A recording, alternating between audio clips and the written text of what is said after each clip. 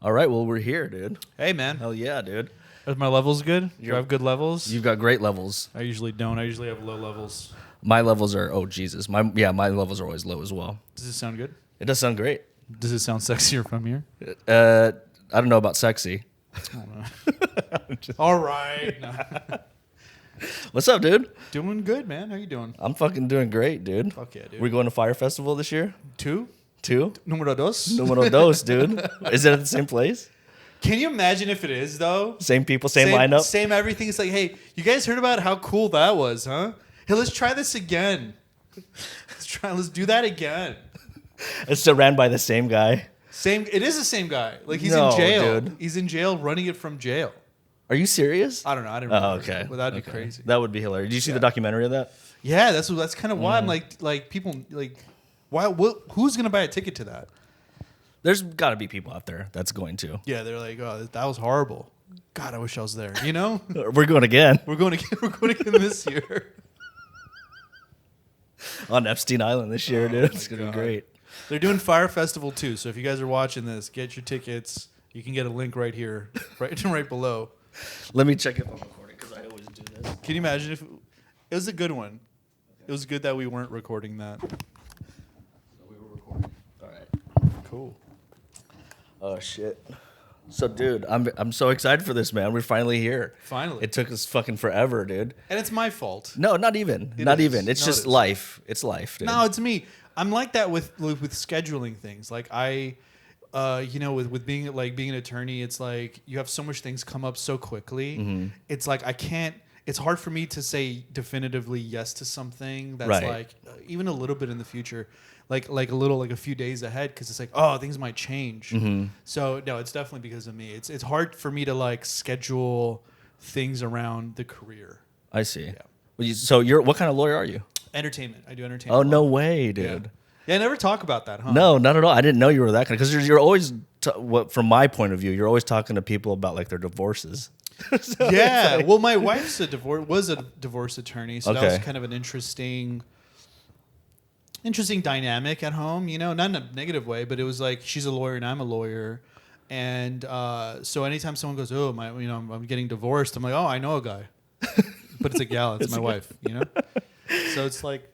It's that, but yeah, being an entertainment lawyer, it's cool. It's not as glamorous as people would think. It's a lot of like you look over contracts. okay. It's a lot of like, all right, is this the right word? Is this the right deal I that see. you thought it was? So it's really not. It's not something that would be like comedy funny. you know? Right. I did sue. I was a part of the lawyers that sued Ricky Martin. That No way, that was dude. really cool. That you should talk about that. I know, but it's not funny. It's like oh, we sued Ricky Martin, and then the client changed lawyers, and then we were just not part of it. You know what I mean? It's like it's not fun. I'd rather much come talk about what I talked about last time. Ghosts and vampires. I do a lot of bits about ghosts and vampires. Why ghosts and vampires? Are you a believer? No, opposite. When I was a kid, I was really like I had a big imagination, and I used to think of a world filled with mysteries and all these crazy things, and then you grow up and you go, oh, all of it, none of that's true. Yeah. And that bums me out. I can see that though. Like you still have like, because every time you're on the mic, dude, it's so fun to watch you at these open mics because you're so playful. Oh, bro. thanks, man. Like you just go off and like tell these crazy stories and do all the callbacks and shit. Like to me, that's just hilarious. Oh, That's thanks, man. My that humor is like right up my alley, dude. I love it. The silly stuff. Yeah, it's just playful, dude. Same. You know, like and you That's can what I tell like. that you're just having fun up there and Oh, just thanks, man. Yeah, I mean telling that's these crazy stories. I mean, ironically, those are the stand-ups that I like. The stand-ups that are sillier. They have a point, but they make the point in a very silly, irreverent kind of way. You know what I'm talking about? Like comics like, obviously, Carlin. And I'm trying to think of who else. Even Louis C.K. to a degree, he makes a point sometimes. But he does it in a very silly, irreverent kind of way. And I love that. I love that you don't have to be, you've been at the mics, man. When it's like, oh, something happens in the zeitgeist, and everyone's like, oh, we're gonna talk about this for 2 months. Yeah. It's like, oh yeah, Damn hurricane. yeah. Oh, that hurricane. It's gonna be that this week. I feel like it's gonna be that hurricane wasn't as bad as everyone thought. Jokes. You know what I mean? And then next week it's gonna be something different. Yeah. Whatever. COVID's coming back. COVID's making a comeback. Yeah, dude. It's like Masks. Fyre Did you hear about Festival. that? Yeah. Fyre Festival 2. Did you say COVID masks? edition. The mask. Masks are coming back. What? At a college in Atlanta and Lionsgate out here, the employees, they all got to wear masks. That's so weird. Yeah, man. I mean, at this point, just fucking, I want it. Yeah, dude. I didn't get it. I never got it. You never got it? I never got it. No. Oh my god, I hate to say this because someone's done, like Louis C.K.'s done a bit about this, but like I caught it like 3-4 times. I feel, and they didn't have testing. Do you remember like early days in the pandemic? Like they wouldn't test anybody because they didn't have a test. That's true. Yeah, or you had to pay for it. It was like crazy expensive Yeah. to get lab work done, and so I felt like I called like UCLA Medical Center. I'm like, I think I have it. They're like, do you have a fever? I'm like, yeah. They're like, or do you have a hard time breathing? I'm like, yeah. They're like, Can you taste anything? Can you you smell? taste? Yeah. Can you taste and smell? I'm like, no. They're like, how old are you? I'm like, 38. They're like, you'll be fine. They said that. They're like, just drink water. They're like, drink water and get rest. And I'm like, I mean, that was a weird time, dude. I feel like that was passing the buck. Ugh, you're gonna die, but drink water while you do it. Here's some free tickets to Fyre Festival too. Here's free tickets to Fyre Festival too. COVID comeback. That's what's gonna ruin this. Oh my god. Oh my god, dude. I didn't know COVID was making a comeback. Yeah, it's making a comeback now. It's a comeback kid. It is, dude. It'll just be here forever, you know. Like Kid Rock. Yeah. He never goes away, just changes form. I wonder what a COVID's Bud Light is gonna be. Oh, God. Fyre Festival. Yeah. COVID was canceled today because apparently it supports Bud Light at the Fyre Festival. Like, no, that was Corona. That was Corona, the beer. What? Sorry, guys. This is, if you've ever been to an open mic, you would know exactly what's happening right now. But if you've never been to a mic, this must be really confusing, and irritating also. So much fun though. It is so much fun. Did you do? You were a lawyer before you started comedy, or did you just start comedy before you became a lawyer? So it is an interesting question because it was my second year in law school. Okay. And it was the summer, and during the summers, like I was working as a research assistant, so I wasn't doing much anything. And then I told myself I wanted to do a stand-up comedy class like forever. And that's how it kind of started. Was this one Greg Dean's comedy class? Okay. And it was a great experience. Like I loved it. You know, some people say don't take a stand-up class. I loved it because it taught me joke structure, and all that stuff. And right. So I started technically before being a lawyer. I started during law school, so I wasn't a lawyer yet. Got it. And it was like, you know, when you've ever heard like someone talk about heroin? Yeah. And how they, how good it is at first, the heroin hit or whatever. Yeah. I've never done it, but like stand up felt when they explain heroin, I'm like, oh, that sounds like stand up. Like, oh, you go, it's such a rush of endorphins. I'm like, yeah, I know that. And you become addicted right away. Right away. I was like addicted like immediately. Yeah, hell and yeah. I loved it. And it wasn't like here's the funny thing. I was never good. And I still don't think I am. Oh, I think but you're I was great, dude. never like in the beginning, dude, it was like I would do 4 or 5 mics per day. And I would bomb 4 or 5 mics a day. Yeah. Like it was bad. Like it was For how long? How long was this? for like 3-4 months straight. Yeah. And it wasn't until I started feeling comfortable, and then I started listening back to my recordings, and I'm like, oh, it's not that people aren't understanding what I'm saying, because I don't even understand what I'm saying. Yeah, exactly. Yeah. You know, and then I'm like, oh, if I slow this down, Right. And I slowed it down, and when I slowed it down, it was like my jokes started picking up momentum, but I never felt like even to this day, I don't feel like I have a grasp, but it is a very addicting thing. And I love doing it. I love writing. I think what I'm trying to incorporate right now, being a few years in, that was 2019. Okay. When And you started. so, Okay. yeah, it was right before the pandemic. And then now I'm trying to focus more on the writing. Like I joined this like Write 5 Jokes by 5 p.m. group. And Oh, shit. That's cool. The goal is it doesn't have to be good jokes, but it has to be 5 jokes. It doesn't have to be long. It can be short, but you have to do 5 per Every day. day. Every day. And it really gets your brain thinking about joke structure. Right. Right, and I mean, some of them I brought to the mic that we were at yesterday, and they did remarkably well for having written it just a few hours prior. But that's kind of what my focus is, more on the writing and focus on bigger bits, more act outs, and just focusing on those elements. But yeah, it's definitely started before being an attorney, and it's weird. It's weird doing both. Right, because like I imagine while you were in law school, you were doing like mock trials and stuff like that, right? I did like in one, those classes. Yeah, before exactly. So, I didn't do mock trial. They have a different version of that called. Okay. I forget what it was called, but it was a mock trial. It was something else, and it's supposed to be like not a trial but a hearing. Right. Okay. It's a different thing. Okay. I don't know why I can't remember the name right now, but it was a different thing, and I did one, and I was like, does that help you? Like, did it translate into comedy? It didn't translate to comedy, but comedy translates to being an attorney. Shit. Because it's like, I'd say when you're talking with a client, one of the biggest things is to listen and hear them and to be confident in what you're talking about. Right. And so being a stand-up, I feel like, I can talk at length about ideas, and if we're thinking strategy, I can, this is dumb, but you can structure the way you're talking to someone so that they're following a lot clearer. They get what's going on. I feel like a lot of people don't have that background or that skill set to like communicate properly. Right, like build a story or exactly like from ground up and show them. Exactly, and even when you're in front of a judge, it's the judge. There's the on the either side, there's someone taking notes. There's the clerk. There's the bailiff. There's all the people waiting to see the judge. Sometimes you'll have jury members and opposing counsel. So it's kind of like everyone's listening. It's you're public speaking every time you're at court. So it's one of the best things, I think. It's helped my legal career more than my legal career has helped stand up. That's so wild, dude. Yeah. That's so crazy to hear. Yeah. So you go to court then, like you go to actual court and stuff like that, and like. Yeah, okay. Exactly. Like you go to hearings, right? You go to when there's a motion, you talk with the judge. Yeah, definitely. Okay. Yeah. That's so cool, dude.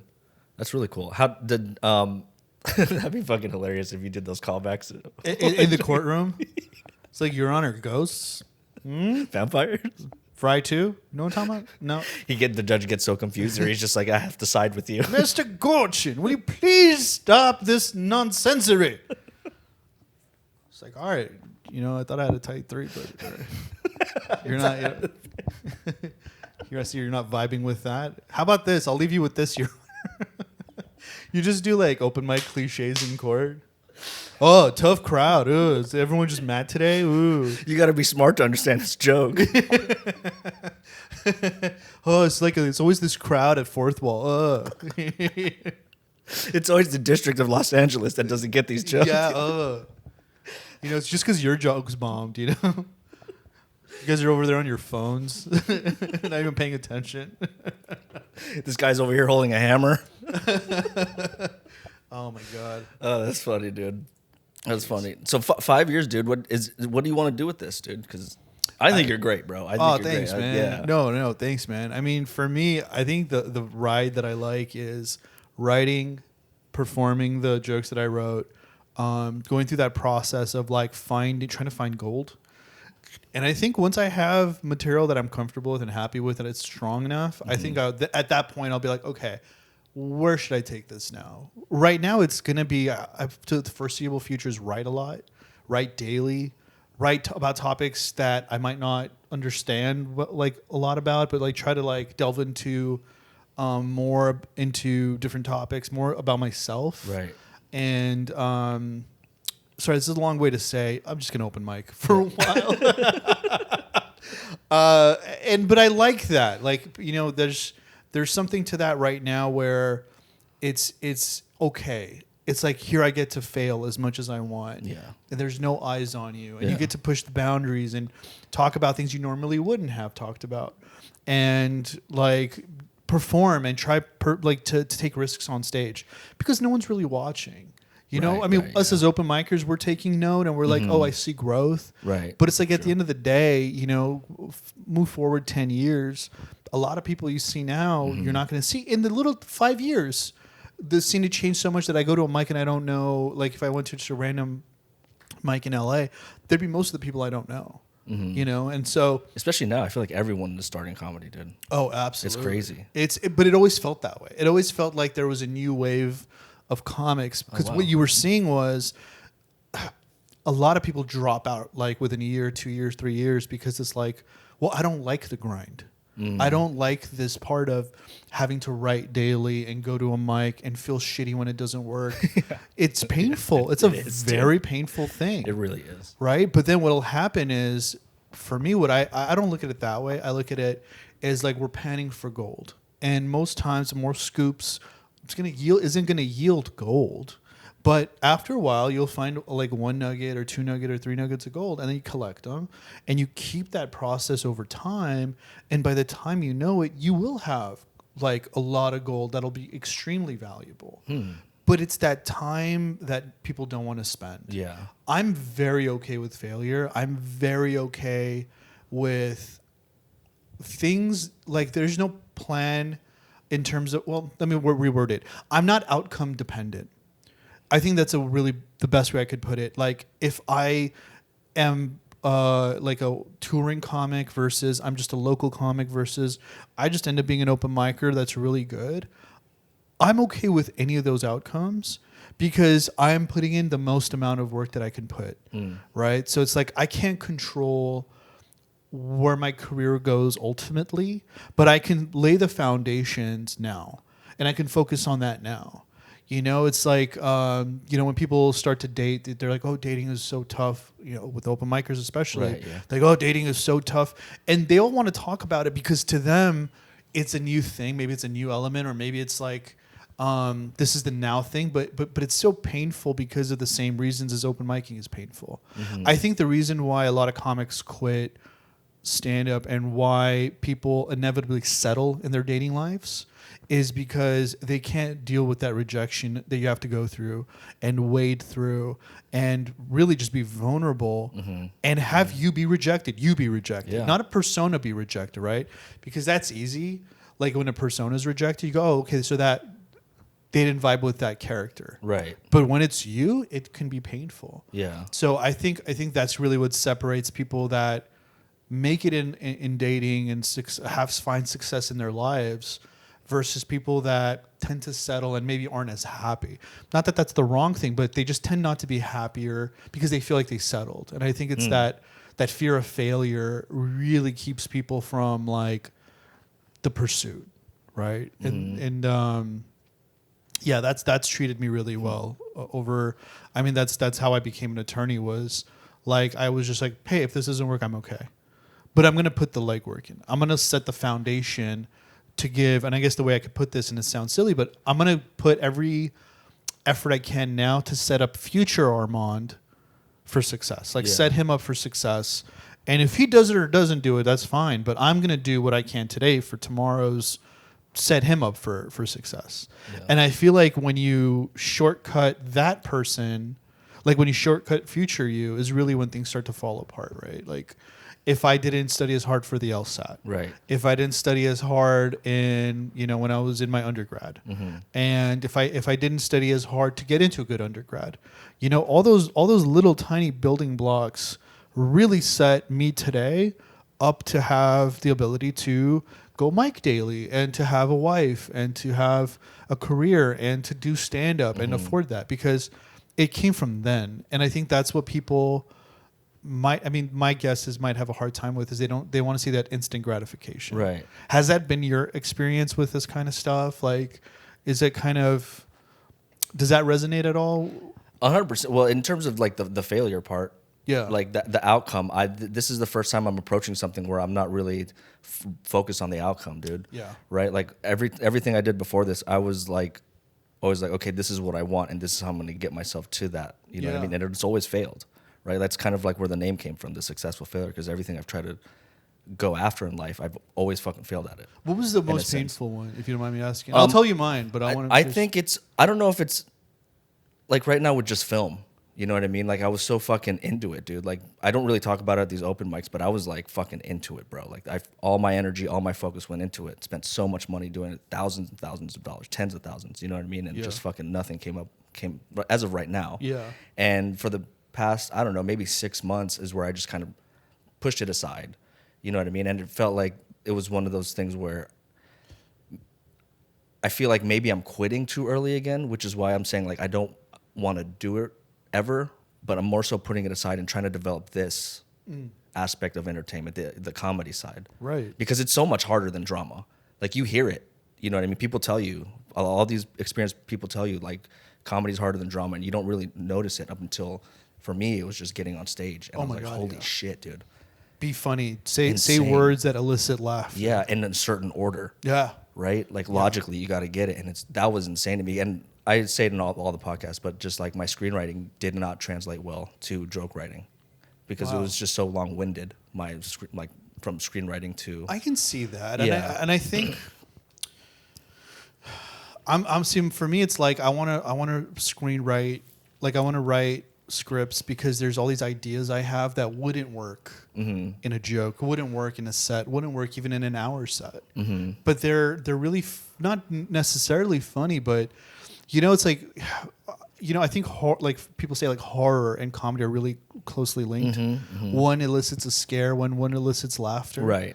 And with drama, I would argue is similar too because it's eliciting feelings. Like it's like, oh, that was painful, and you're supposed to elicit that feeling. And so I do think there's something about that with it's like it's a different side of the same coin with some of these things in terms of like comedy vis-a-vis drama or horror or something like that. I feel like it's the same. It's a different side of the same coin, right? Because we're trying to elicit something. The beats, exactly, right? Like we want there to be a twist. We want there to be surprise. The cadence of emotion that absolutely right. Like, and you want to build, and there's like tension, and so I completely agree, man. But I'll say this: it's like it's not over till it's over, right? Right. It's never over till it's over. Like a lot of things about me, like I did music for 15 years and it was never got anywhere. Like ever. Like I was a DJ. I threw really fun parties up in San Francisco. They were popping. We had like some of the biggest DJs in Europe come through and play. It was like a really fun experience. But it was kind of like the way I describe my life is I'm always seem to be at the wrong place at the wrong time. Dude. Right? Or so I'm like doing music and DJing at a time where technology is taking over and everybody now can write a dance song on their computers. Yeah. Nobody wants to be we've transitioned to and tell me if you vibe with this. We're transitioned, at least at that time, from people who wanted to be like to attend these parties and just be attendees and consumers to be creators. Right? So there's a switch that happened where there was more people writing music than were actually going to music parties. Very true. And I saw that in all different realms, man. Some other things that I was really passionate about that I tried to make work so it was the music, music production. And then I wanted to do, I played poker professionally for a number of years. Oh, shit, dude. Yeah, for like 5 years, 6 years. Did you ever go to the World Series of Poker? Now that I can afford it, I will. Like I'm definitely going to go just for fun.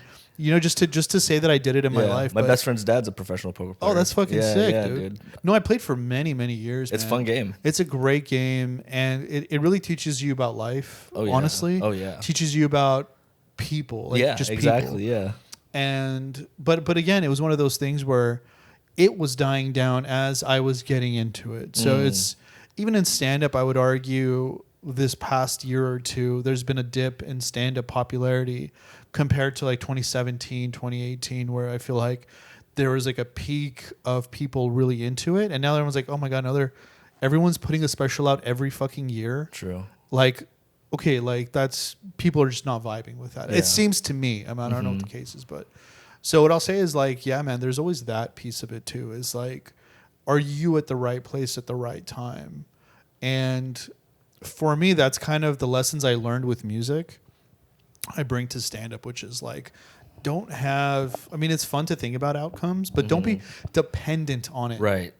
100%, dude. Like that's the main thing. It's like, if you want to write a script. Yeah, fuck yeah. Exactly. But don't write a script in the hopes of it being the blockbuster movie. Exactly. Dude, ever since like I've done stand-up, my writing has just been more free. Like I'm still writing stories and stuff like scripts and shit like that, but like it's a lot more free now that I'm doing it. You know what I mean? Why do you think that is? For I don't know. I think I honestly think I had like when I first started stand up was like 3 months ago, and it was my birthday, right before my 34th, and I just had like this epiphany where it was just like the world is changing, dude. Yeah. Like like digitally, we're going into the digital world, Yeah. right? Where it's now, it's crazy too, because how it happened was I went to a T-Mobile store, and the employees were just on their phones the whole time, and I just needed to get my phone activated because I was switching from AT&T to T-Mobile. Yeah. And the employee called into the call center to finish what he had to do with my phone, and I'm like, well, what is this fucking store even doing here? Right.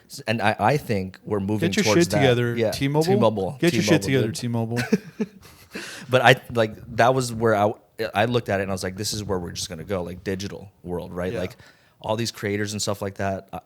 I was telling my girl in June, I was just like, I think how even product is gonna be sold is through creators. Like you'll 100%. It already is. dude, and fucking what is it? 2 weeks ago, Drake on his Yeah. website. Did you see that? No. So you go on his website and you can. It's basically a virtual tour of his house, but there are items laying around his And you house can, like a like, blanket. Click it and buy it, Dude. Dude, how cool is that? That's crazy, except I hate Drake. Yeah. And I'll tell you a story. And I always get draked. And my wife goes, "Do you like that song?" And I'm like, "Yeah." "Who is it?" She's like, "It's Drake." I'm like, "No, it's Drake. I got draked again." No, but that's what you just mentioned is kind of like I've seen that done with shoes. Right. I've seen that done with but now everyone's making like these YouTube videos that look like tutorial YouTube videos. They're all tutorials. But they're like, "Oh, by the way, buy this. You can use these links to get everything used." Use these courses too. Right? Yeah. Like, dude, I think that side of the internet, that digital world, is like the new multi-level marketing. Oh yeah. Because like I was into it for like a week, and I was like, I've seen this before. Yeah, fool me once, shame on you. You know, fool me twice, 3 times, 10th time. I think I'm an idiot at that point. You know, maybe take my money and just. My wife shouldn't give me a wallet. Yeah, but dude, it's happening right now, just like on the digital world with these multi-level marketing. Well, then the question people. becomes, and here's to kind of to your point, the question becomes like, okay, so I'm doing stand up, so I'm writing. Right. Where's and again, it's difficult when you're not trying to be outcome dependent. It's Right. It's something that you want to free yourself from today. Mm-hmm. The burdens of what have to be tomorrow, right? Right. Then to open up, loosen up, but where is your place? Where is our place in the next 5-10 years? You know, is it going to be on social media? Is it going to be exclusively on social media? Like, I don't know, man. Like, I really don't know, because with music, I never would have guessed that the DJ was so replaceable. You know, like I never would have guessed when you're buying. You know, I was buying like 12 like records, like the physical record vinyls. Yeah. And the beauty there was there's a built-in monopoly. And what I mean by that is if you can find that songs or the songs that I have, now I have value because when you book me, I see. I have a set that you wouldn't hear otherwise. I see. Right? So there's a built-in monopolization there. But the moment MP3s came out where it's like, oh, I can just download that song. I have the same songs as they do. And then it's like, oh, well, that was like 90% of my power. You know, that was 90. Interesting. That was dude. 90% I didn't even of. see it like that. That's wild. It's a crazy thing, right? But then you go to look at like movies. Right. Well, the movie was like, well, the cool thing is that you wouldn't be able to see this anywhere else. What are you like? If you had think about it. Think about 1980, right? You had a TV and you had a movie theater, right, and you had radio, right, and maybe there's more like forms of media, but I mean, just take a look at those for just a second. It's like, oh, you want to watch a movie, TV, or the theater screen. Yeah. Maybe there's like dramedy still on the radio in the 80s. Right. Yeah. But you fast forward to today, I can make a movie with an iPhone. Right. And I could put it out, and there's a way to market it for have people watch it. Yeah. So you've ripped away the monopoly power of big entertainment companies, right? It's shifted. And so you got to be cognizant of that. Like, it's like, okay, now if I want to write a script, it's like, do I even need a script for a movie? Can I do a short? Can I do an animated short? Can I do something? Can I do a skit? Can I condense this idea to maybe just a few skits on, TikTok or something like that? Now, I don't know where the point of this was because I wasn't paying attention. I say things and I go on these rants. And it's like, oh, let the old man talk for a while. And he's like, then in the 80s, Fyre Festival. Fyre Festival 3 came along and it really screwed things up, you know? So I don't know what the point of this is, you know? But I feel like I'm very convinced of something, and I don't know what that something is. I had because obviously with social media now, I've had conversations with other comedians where they do not rely on social media, but they do use it as a tool. Yes. Right. And to get booked, to get followers, because obviously, like, I'm new into the game, but it makes sense that bookers will look at your followers to see if they can, to promote theirs. That is an that is an interesting observation. And so I did this panel a few days ago at the Ha Ha Comedy Club in North Hollywood, and they had one of the bookers from America's Got Talent, and they had one of the bookers from just Netflix as a Joke and JFL in Montreal. So they were on the panel, and they had an agent and manager and a person who books cruise ships too. And what they were all saying was, a few years ago, pre-pandemic, that was the case where if a comic had like 100,000 followers, they're like, okay, well, let's give him a shot.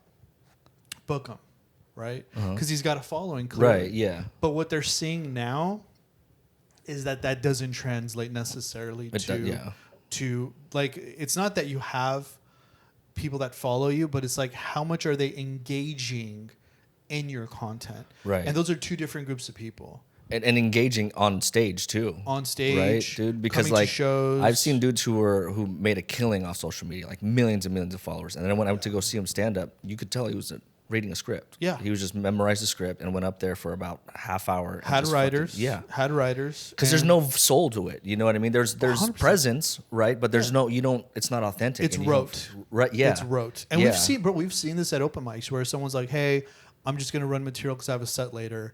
And we're cool with it, but you see the machine turn on and go through the movements or whatever they have to, and then it's like, and then the thought, "Thank you, that's been my time." And it's like, oh, that whole thing was a.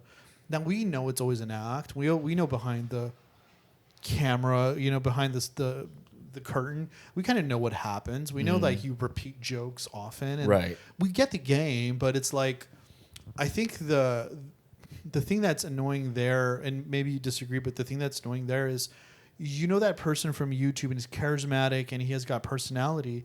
When you go see him live, it loses that. Yeah, it loses 100%. It loses that. And so, I don't know. I feel like it's a little bit of a smoke screen, like a used car salesman type of gimmick of like, oh, you're gonna have fun with this one, and then it's like, oh, this is a fucking shitty car.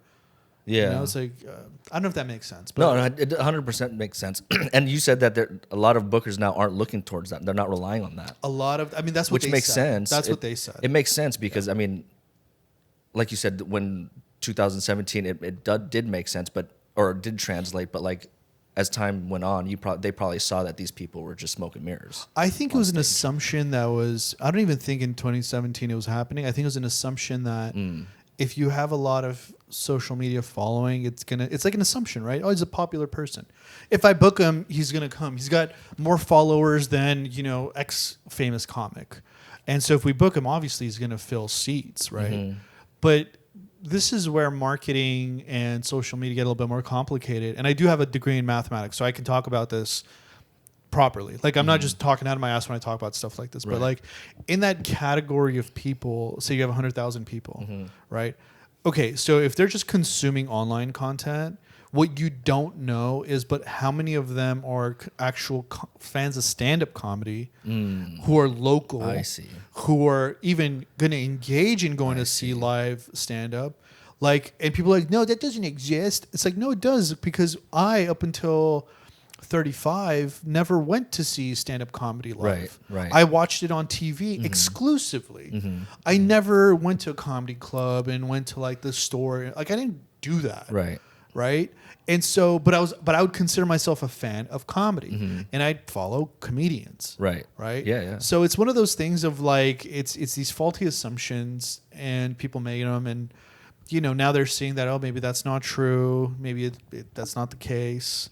So I don't know where it's going next, but I do know they had some really good advice. Was like, for AGT, for example, they're like, you have to be sellable to middle America too. We do comedy. When me and you do stand up, we do it for that room. Right. We Yeah, do it that's true. the way we want to do it. And we're not thinking like, oh, how would someone It's so true. from like Utah like this, Yeah, you so know? true. So it's just you got to start, not you gotta, but if a career and you want to go to that angle, it's like, okay, like I'm not trying to be outcome dependent, but it's also like a compass, right? Like what in my writing should I incorporate to start getting a wider audience base, right? Because a lot of the stuff we say is considered dark, not that it's bad, it's just compared to like a clean comic, Right, in exactly, like, yeah. you know, I don't know what else. See, I don't even know Middle America that well, but like, you know, it's another state like Oregon or something, or you know, I think Utah, Texas, Arizona, like some of those states, Tennessee, and all those. It's like if you take a clean comic from there, right, and you compare what we talk about, it's like, oh my god, like what the hell are these comics saying? You want to do what with a blimp? My god, man. So it's I don't know. It's evolving, and it's evolving faster and faster. Right. And, Yeah. I mean, if there was one lesson takeaway from my failure in music, though, it's to really build your network of your professional network of people. You know, it's like what's ironic is in at least in the DJ scene, it wasn't like, oh, how good of a DJ you are. You're either a massive known DJ, or you're friends with people who would throw events and they would book you. Kind of like comedy. You're either so big that you have an audience that will come to see you, Right. or you are smaller time, but you're friends with the bookers or people that throw events. So there's a close parallel there that I see a lot of comics mess that up from the get-go. Like I've seen just comics just not be social with each other, or like they act like it's a competition. And you know, I think that's one of the most hurtful things that'll really just slow your career down for like a decade or two. If people don't like you, I mean comics. I don't mean like, you know, The audience. your not your comedy, but just if other comics don't like you, because there's people on stage where you go, okay, that was abrasive, but you talk to them after and you realize, okay, that was their art. I see. And it doesn't necessarily represent who they are, and you're cordial with each other. Right. Yeah. And you see them develop, and you're not friends, but you've built a relationship. And that's one thing I wish I'd done in music, and I think I would have had more opportunities exiting I see. than I did. And that's one thing I think, you know, in terms of failure, it's like, yeah, man, build those relationships. We're at an open mic. No one's making it here yet. Yeah. You know, if you're at an open mic, working things out, that means I'm closer to you than you are to Bill Burr. Right. And I think that's a very big, it's a comforting feeling to me, because it's like, okay, like really none of us have made it. Let's not joke around. 100%. You know, but it's also like, yeah, but I want you to make it. I don't like your material. Like I never look at your material and go, oh my God, another, you know, person from a minority group doing jokes. Fuck. You know, what am I going to talk about now? Shit. Fire Festival. Fire Festival too. Filipino Fire Festival. Yeah. No, but it's like, no, you're doing your own thing. I mean, even, you know, we have Chris Rubio's at the mic. You know, he's got a different take on everything. It's rarely, as people like to make it in their own heads of like, oh, this guy's going to take my spot kind of thing. It's not. Yeah, No, it's never. I think you hurt yourself, dude, thinking that way. I think so too. It's an awful way to approach things and just live life. 100%. Right? Like 100%. looking at everyone as a competition. Yeah, especially in this. Especially in this. It's hard enough already. Yeah, dude. It's tough to do. And you're putting yourself out there every fucking time you grab a mic. Every time. And dude, I agree with you, man. And it's doesn't make sense to me. But then you have comics that like, you know, there's common courtesy things that I feel like some comics just lack. When they do feel that competitiveness, they flip open their phone, or they don't want to be present, listening, or paying attention to you. And that would be fine if when they went up, you didn't have to extend that courtesy. Yeah. But now you see that's that tit for tat. Where does that go? That's never somewhere good. Right. You didn't listen to me. I had to listen to you. Yeah. You know, creates resentment. And now it's like, oh, open mics are a shitty place. No, they're not. Yeah. No, they're not. I have a lot of fun at open mics. Same here, dude. You know, like especially the ones we do. Like they're so good. But I did an open mic today that was like, oof, buddy, like, why? Buddy. Oh my god. I know. There's mobsters I would have rather have hung out with, you know, than to that group of people. It was so painful, and it comes from resentment and it comes from that angle. But you know, comics are a sensitive bunch, and like I think we tune into those things. I bet like if anyone else was in that room, they'd be like, oh, it's fine. No one's really. I think us as comics, like we tune more into like the emotional empathy. We feel it and we don't want to type of thing, but.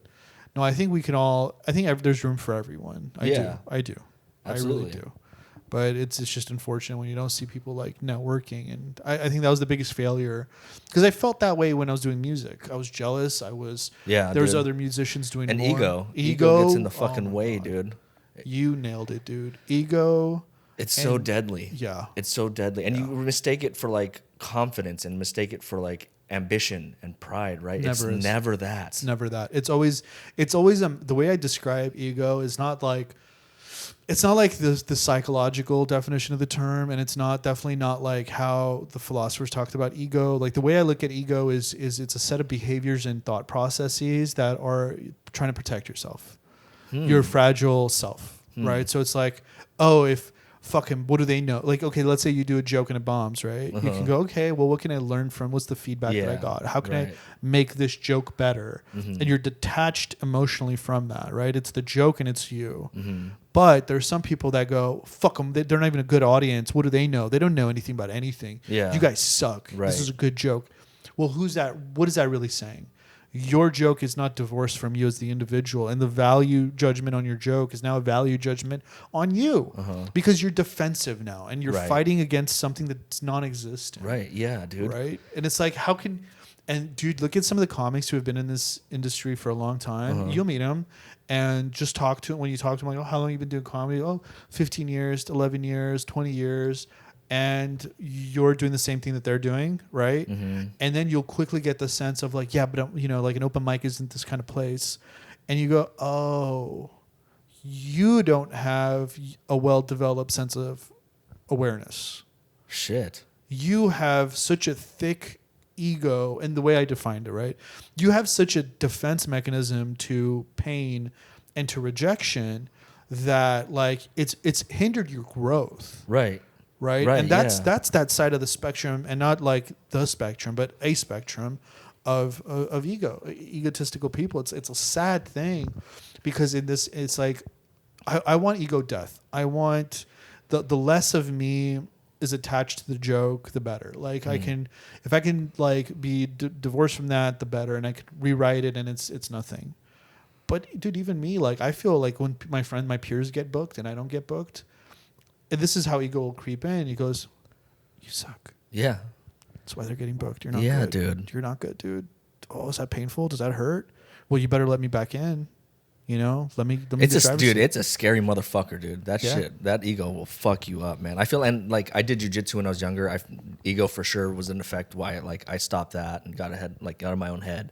And then I thought it was with film, and like with this one, I hope it doesn't turn into that because it's a strange thing where the more experienced you become with it, the more your ego grows in a sense. It does because, and you know, so I ask people this, and I'm like, why does that happen? Why with stand up do I even care?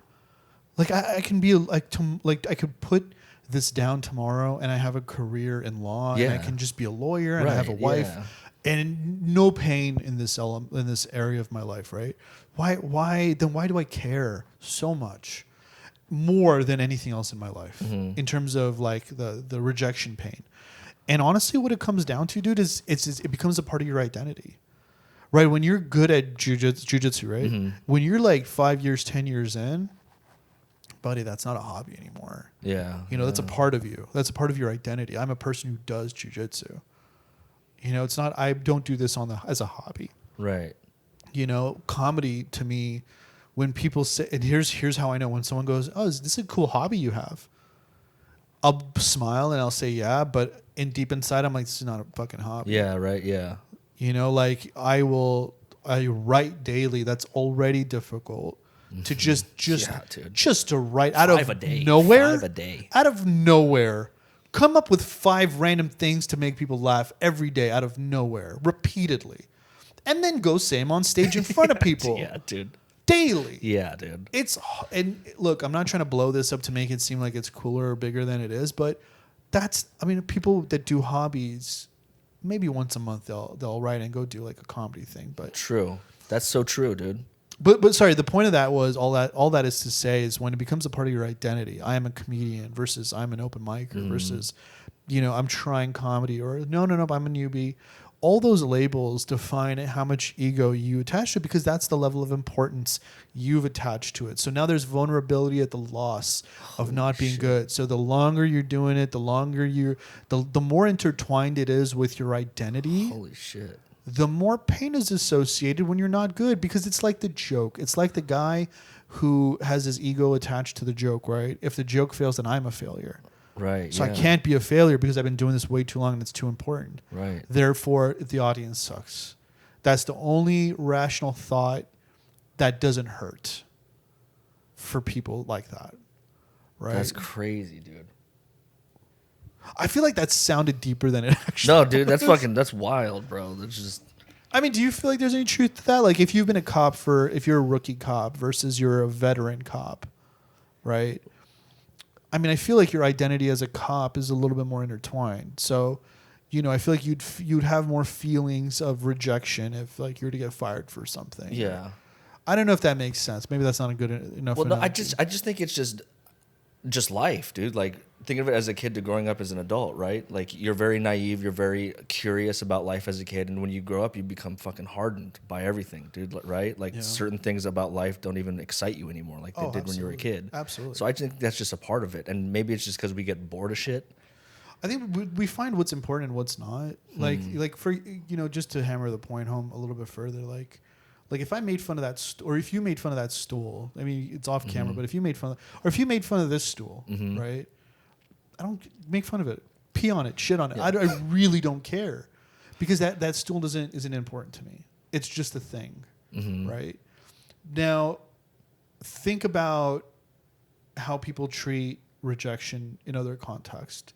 Like, what if I read a script? Not that I ever would say this, but if I read the script and I had hurtful things to say about it, inside that's going to register a lot more pain of rejection than say if I made fun of like that tripod. Right. Yeah. True. Right. And again, I think it's that. And then again, that's a really dumb example for a reason, is because I think the closer it becomes to your identity, the more pain. Psychic pain, obviously, right. like mental pain. Do you think it's a good thing or a bad thing that we have that connection? I think it's. I mean, I don't know. I don't want to make it like a judgment call, but it's like I think it's a driver. It's like gas, right? It's like the more important something is, it's like gas in the fuel tank, because it's like you have to almost find it important for you to wake up and do it. Right. Like I mean, like if I told you, hey, get up and walk around your block once a day, you're like, oh my God, no. Yeah. Right? But if you found something important there, maybe now it's important. Now it's easier to do. The motivating factor, I feel like it's good.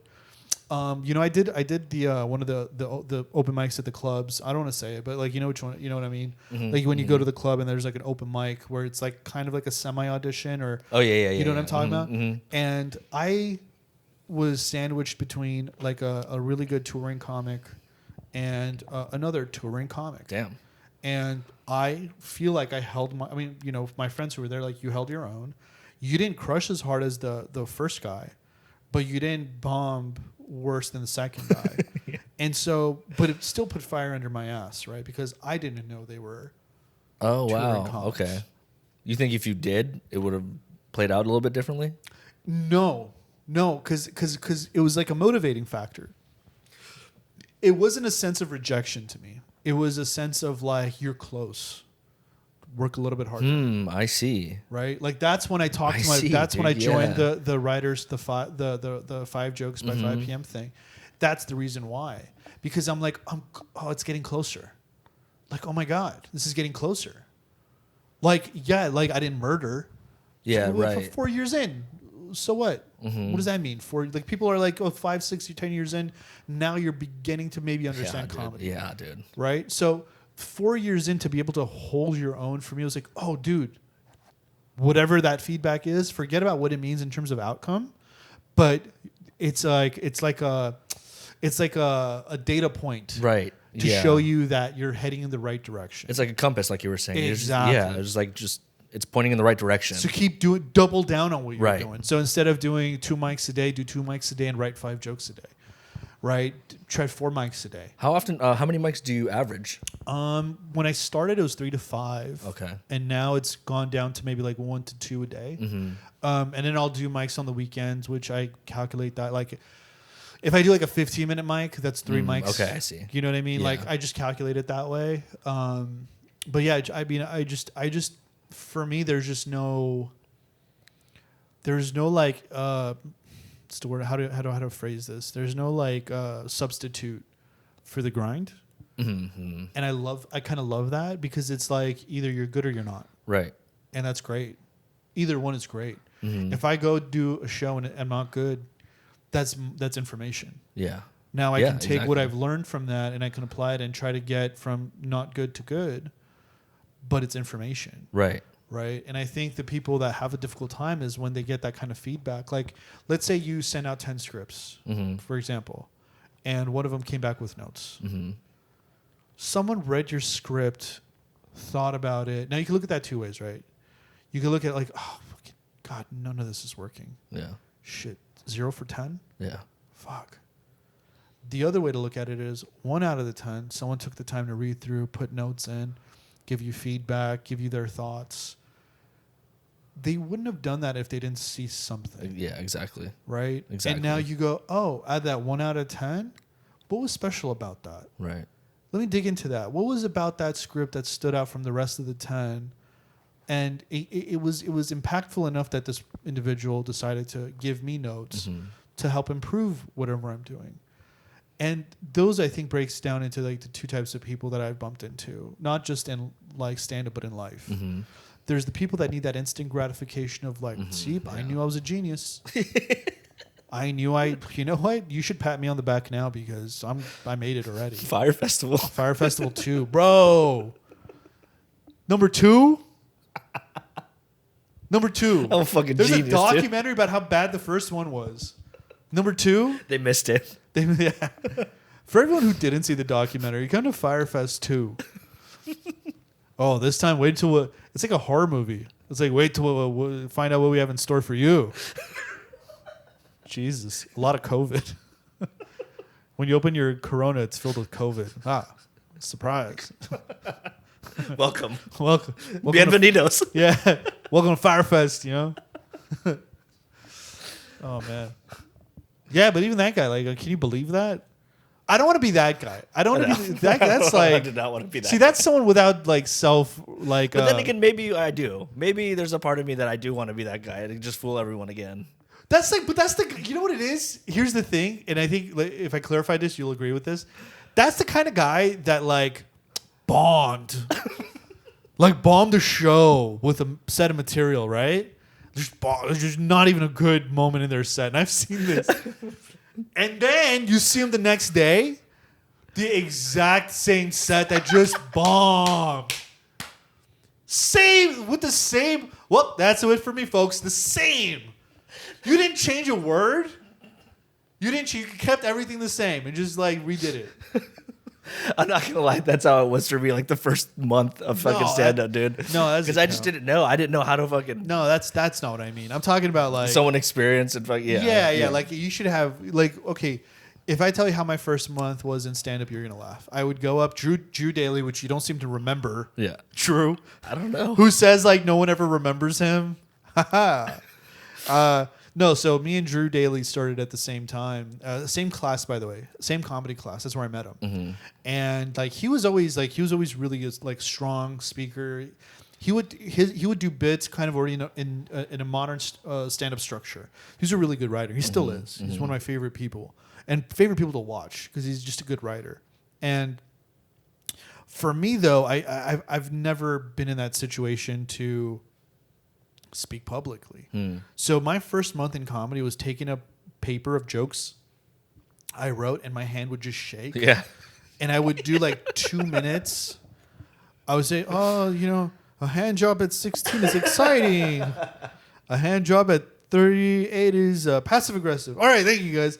2 minutes, 3 minutes, and I would dip. Damn, dude. Until I pushed myself. That's the first Damn. one. And then I was able to push myself to stay up there for all 5 minutes. And just be like, I know, guys, I know, but I'm going to try to stay. I'm just try to stay and talk. And I did. And then 7 months later, I got my first laugh. Damn. Like the right kind of laugh. Right. Because the laugh like, Yeah. Jesus Christ, kill yourself. That kind of laugh where people are like, "Just you fucking believe this guy? This is what comedy needs? Get a load of this guy. Get a load. Yeah, get a load of this jerk, wasting everyone's time with his nonsense." But 7 months later, I feel like I got the kind of laugh that I was looking to get, and it felt good. And I was like, "Oh, okay, like there's growth. Again, there's markers, right? Right. But like what I didn't do was go up there with an ego going, bro, I'm gonna be like Dave Chappelle right now. Yeah, exactly. Yeah. Watch me sit on this chair, tap the Yeah. mic on my foot, bro. I didn't do that, and I never think my writing is good, and I never think that it's anything special. I let the response out of many mics and performances tell me there's something there that's unique, special, and funny, or not. But I don't try to make that call. Right. I just try to write it the best way that makes me giggle, that makes me laugh, that that brings that to me. But dude, that's the problem with comedy. It's like, if you bring that's a version of you, even if it's not you up there, it's like, okay, but that joke was from a place of humor from within me, and that you guys aren't sharing that sense of humor with it. I feel rejection. That's the kind of thing I'm talking about. It's like that's even when you're not doing you, it's painful. Yeah, absolutely. It's always painful. How long were you doing stand-up till you got your first show? I was doing it for 3 months, and then I got a show, and then I started just getting shows like once a month. But it was like, it's the wrong kind of show. It's the, hey, bring 5 people. I see. To bring your shows. And I didn't know about that back then. Right, yeah. And then I was just like, okay, like, after 2 shows, no friends. Because they're not friends. They're friends of yours, but they're not friends of, they're not like stand-up fans. I hear the same about bringer shows all the time. Yeah. If that's been the one consistent thing about stand-up, it's the bringer show. Yeah. Like the opinion about bringer shows. My opinion is you can make anyone laugh. You can make anyone laugh. It's a little bit harder. It's like an open mic filled to the brim. Yeah. Because they're not there for comedy. They're there for their friend. Exactly. Which is not the same thing as being a stand-up fan. Right. And so they're like, fuck, I got to listen to this stuff. Yeah. I just pay like $80. Yeah, exactly. What? Exactly. So it's a little bit of a hustle. There's positives to it, but no. And then real shows start like, hey, you don't have to worry about bringing people. Just come to our show. Come do a set. That's dope. Yeah, but that was all through networking and like making friends and just kind of being fun at mics and just like never taking it personally. Yeah. Being an easy person to be around helps too. And obviously, you just had a show. How was preparing for your first show compared to the show you just had? How was that different? It was a lot more. The first show was like, oh God, I hope I'm intelligible, right?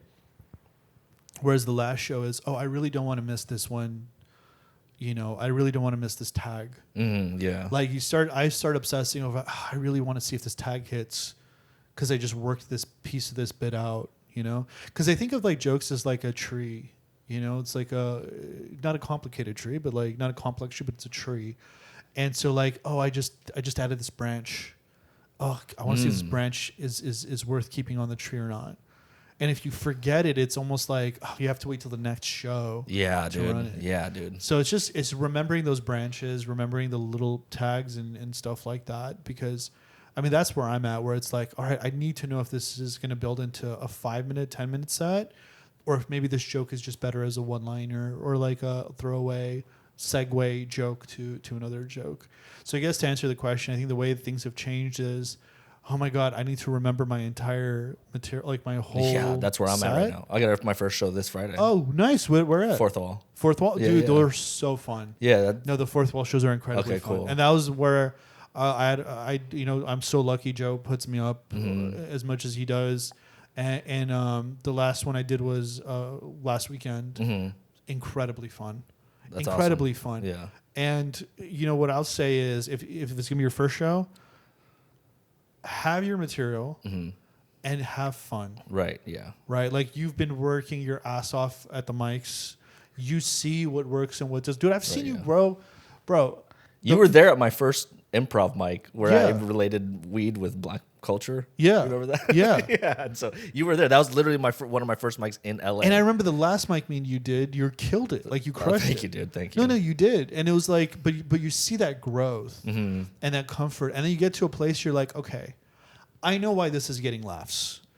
And Right. that doesn't align with my sense of humor, or it does, whichever. But you start finding those tweaks. I don't know if you are there or not, but that was a big thing for me. But the whole point of this is, you know, a show is one but of many, many, many, many, many shows. A mic is but of one of many, many, many, many, many things, right? So have fun. Fucking, you know, if you fail, whatever your definition of failure is, fuck yeah. Good. I got it out of the way. Right. That's as bad as it's going to be. Oh, that's it? Yeah. 5 minutes of that, you know? Fuck it. I can deal with that.